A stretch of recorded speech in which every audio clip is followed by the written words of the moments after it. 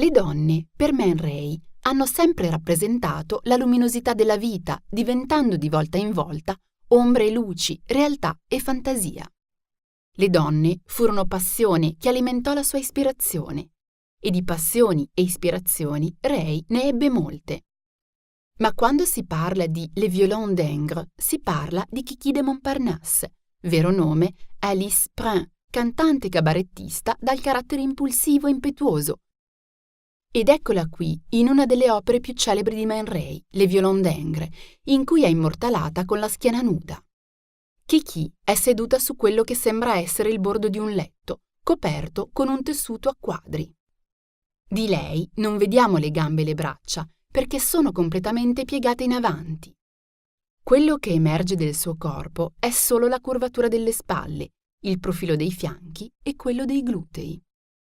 La luce proveniente da destra illumina la schiena della donna in modo quasi uniforme, mettendo in risalto il candore del suo corpo, che si distingue dallo sfondo molto più scuro. Indossa un turbante che ci riporta a uno dei miti dell'erotismo occidentale del XIX secolo, l'odalisca. Ma perché un titolo tanto strano?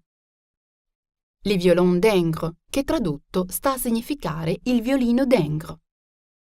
È presto detto.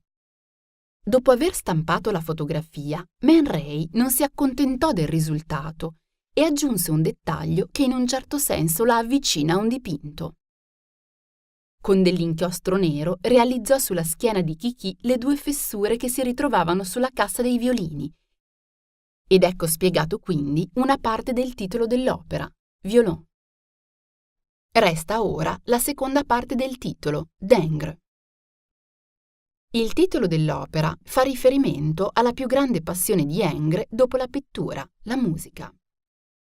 L'artista era infatti un ottimo violinista e probabilmente, se la pittura non fosse stata la sua più grande vocazione, avrebbe intrapreso la carriera di musicista.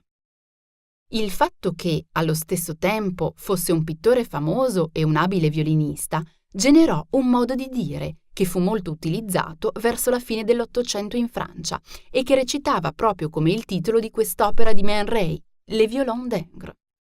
Dire a qualcuno che ha un violino d'Ingres significa che questa persona, oltre a essere brava nel proprio lavoro, porta avanti in parallelo, con lo stesso successo, anche una passione. Quando si parla di artisti, però, un passatempo può coincidere con un vizio. Droga, alcol e donne, tanto per intenderci.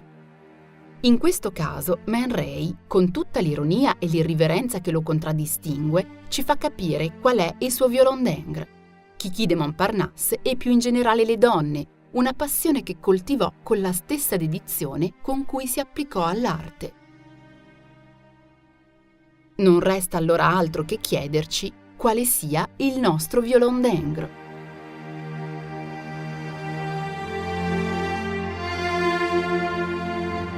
Se il video ti è piaciuto, lasciami un like qui sotto e scrivi nei commenti le tue opinioni, le tue impressioni e magari anche i suggerimenti per i prossimi argomenti da trattare insieme.